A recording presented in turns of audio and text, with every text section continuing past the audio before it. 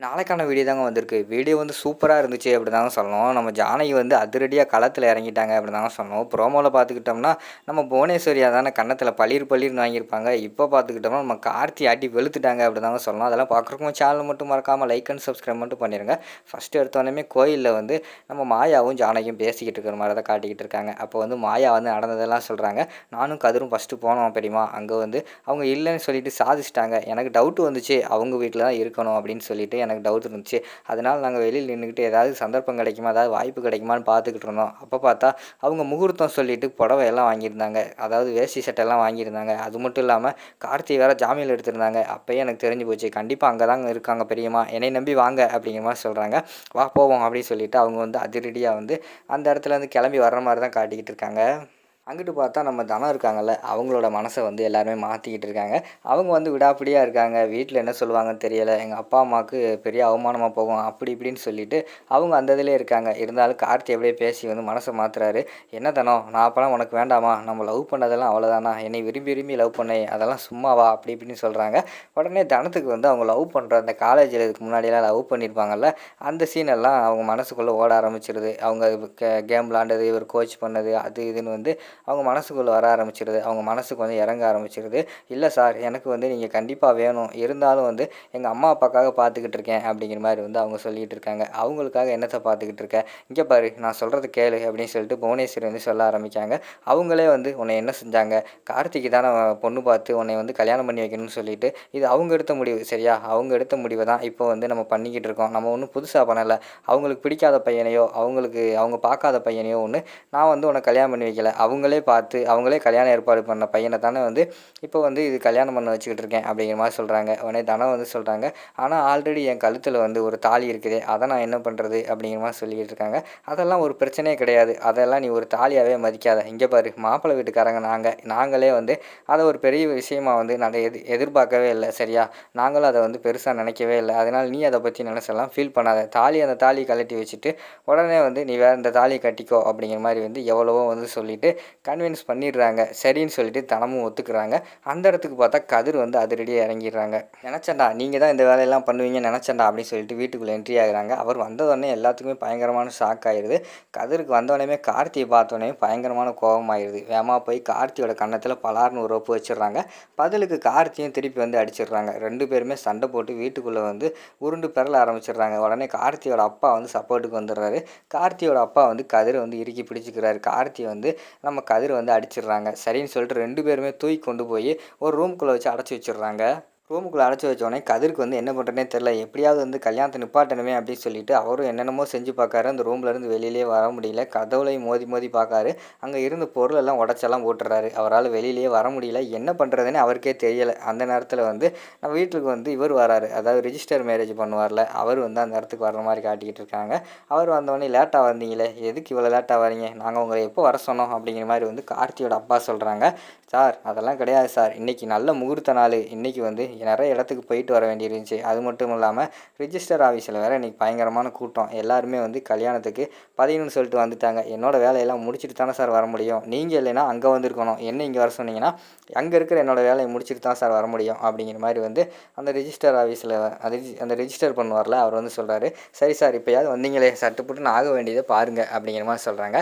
சரி மாப்பிள்ளை யார் அப்படின்னு சொன்னோடனே கார்த்தியை காட்டுறாங்க. சரி மாப்பிள்ளையோட அப்பா அம்மாலாம் எங்கே இருக்காங்க அப்படிங்கிற மாதிரி கேட்காங்க. மாப்பிள்ளையோட அப்பா நான் தான், அம்மா கிடையாது அப்படிங்கிற மாதிரி சொல்லிகிட்டு இருக்காங்க. சரி பொண்ணு யார் அப்படிங்கிற மாதிரி கேட்டோன்னே இந்த அன்னிக்கால இவ தான் பொண்ணு அப்படிங்கிற மாதிரி சொல்கிறாங்க. பார்த்தா கழுத்தில் வந்து தாலி இருக்குது. என்ன சார் நினச்சிக்கிட்டு இருக்கீங்க, கல்யாணம் ஆன பொண்ணையே திருப்பி வந்து கல்யாணம் பண்ணு சொல்லிக்கிட்டு இருக்கீங்களே அப்படிங்கிற மாதிரி வந்து அந்த ரிஜிஸ்டர் ஆஃபீஸ் வந்து கேள்வி கேட்க ஆரம்பிச்சிடுறாரு.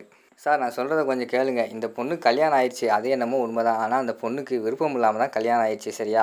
அந்த பொண்ணுக்கே தெரியாமல் வந்து ஒருத்தன் வந்து தாலி கட்டிட்டு போயிட்டான். ஆனால் அந்த பொண்ணுக்குன்னு பார்த்தது வந்து இந்த பையன் தான். நீங்கள் நம்பலைன்னா பத்திரிக்கையெல்லாம் பாருங்கள் அப்படி இப்படின்னு சொல்லிட்டு அவர்கிட்ட ப்ரூஃபெல்லாம் காட்டுறாங்க. ஓ அப்படியா, என்னமோ எனக்கு என்னமோ ஒரு சரியாக படலை அப்படிங்கிற மாதிரி சொல்லிட்டு இருக்காங்க. இங்கே பாருங்கள், அதெல்லாம் சரியாக படம், இது வந்து அந்த பொண்ணுக்கு அந்த பையனுக்கு விருப்பம் இருக்கான்னு கேட்டுட்டு வேணால் கல்யாணம் பண்ணுங்க அப்படிங்கிற மாதிரி சொன்னோடனே அவர் வந்து கேட்காரு. கார்த்தி வந்து எனக்கு அந்த பொண்ணை கல்யாணம் பண்ணுறதுக்கு விருப்பம் அப்படிங்கிற மாதிரி சொல்லிடுறாங்க. ஆரம்பிச்சிடுறாங்க. தனமும் வந்து கொஞ்சம் யோசிச்சுட்டு எனக்கும் அவரை தான் கல்யாணம் பண்ணுறதுக்கு விருப்பம், நான் லவ் பண்ணேன் அப்படி இப்படி சொன்னோடனே அவர் வந்து கன்வின்ஸ் ஆயிடுறாரு.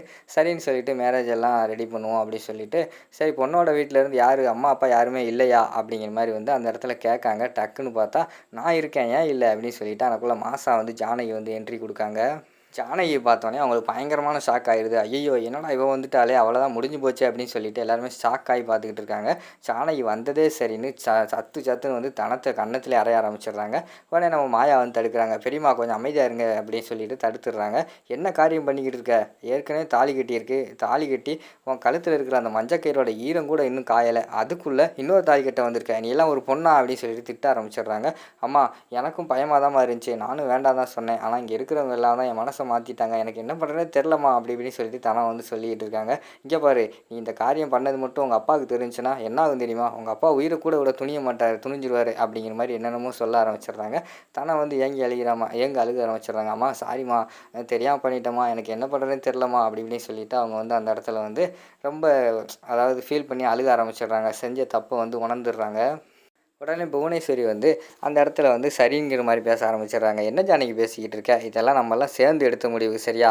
ஏதோ ஒருத்தன் அவன் வந்து தாலி கட்டிட்டான் சொல்லிட்டு அதுக்காக வந்துட்டு இந்த கல்யாணத்தை எல்லாம் நிப்பாட்டி வைக்கிறதா? கார்த்திக்கும் தனத்துக்கும் தானே நம்ம கல்யாணம்லாம் பேசி வச்சிருந்தோம். அதனால் நம்மளே வந்து முன்னாடி நின்று அந்த கல்யாணத்தை நடத்துறது தான் சரி. இப்போ அந்த கல்யாணத்தை நடத்தி வைப்போம் அப்படிங்கிற மாதிரி சொல்லிக்கிட்டு இருக்காங்க.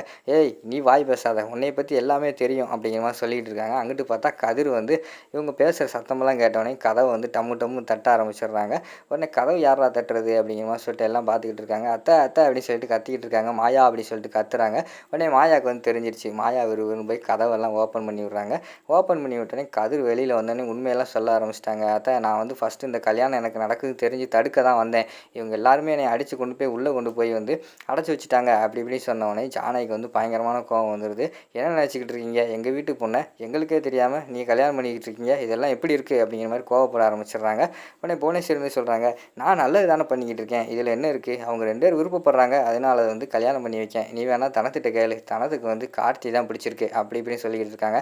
அவள் 1000 சொல்லுவா, அதுக்கு சின்ன பிள்ளை, அதுக்காக இவ்வளோ பெரிய ஆள் நீ இப்படி செய்வியா அப்படிங்கிற மாதிரி சொல்லிட்டு போய் கன்னத்திலே பலார் நிறைஞ்சிடுறாங்க. உடனே பசுபதி வந்து ஏங்க அப்படிங்கிற மாதிரி வராங்க. ஏய் நீ அமைதியாரு அப்படின்னு சொல்லிட்டு பசுபதிக்கு பயங்கரமான திட்டினவொடனே வாயவே திறக்கலை. அதுக்கடுத்து வந்து மாயா சாரி கதிர் வெளியில் போ, நீ தனம் நீ வெளியில் போ அப்படின்னு சொல்லிட்டு 2 பேர்த்தையுமே வெளியில் அனுப்பி வச்சிடுறாங்க நம்ம ஜானகி. அப்போ வந்து அத்தை அப்படிங்கிற மாதிரி வந்து கார்த்தி வந்து வாயை திறக்காரு. யாருடா அத்தை பொறுக்கி போயலை அப்படின்னு சொல்லிட்டு கன்னத்தில் பலார்னு கார்த்திக்கு 4 உப்பு விட்டுறாங்க. கார்த்தி அடி வாங்கினது வந்து வாயவே திறக்கலை. அதுக்கடுத்து வந்து ஜானகி வந்து சொல்கிறாங்க, இங்கே பாரு புவனேஸ்வரி, நான் கூட உன்னை வந்து அடிக்கடி நீ சொல்லுவேன் என் பொண்ணோட வாழ்க்கையை கெடுத்துருவேன், நான் கூட சரி பாவம் அவள் வந்து ஏதோ வந்து மனசு கஷ்டத்தில் பேசிக்கிட்டு இருக்கான்னு நினச்சிக்கிட்டு இருந்தேன். ஆனால் இப்போ அதை வந்து உண்மையாக்குறதுக்கு எல்லா வேலையும் பார்த்துக்கிட்டு இருக்கையில் எனக்கு வந்து மாயா வந்து எல்லா உண்மையும் செஞ்சுட்டா. எந்த காரணத்தை கொண்டும் என் பொண்ணு கழுத்தில் இன்னொரு தாலி நான் ஏறவே விட மாட்டேன். அதுவும் உங்கள் வீட்டில் இருந்து ஒரு தாலி ஏறவே விட மாட்டேன் சரியா? அப்படி ஏறுச்சுன்னா உன்னை கொலை பண்ணிவிட்டு நான் ஜெயிலுக்கு கூட போயிடுவேன் அப்படிங்கிற மாதிரி சொல்லிவிட்டு அந்த இடத்துல திட்டிட்டு ஆக்ரோஷமாக வெளியில் வர மாதிரி தான் காட்டிக்கிட்டு இருக்காங்க. அதோடு பார்த்துக்கிட்டிங்கன்னா இந்த எபிசோட வந்து முடிச்சிடுறாங்க.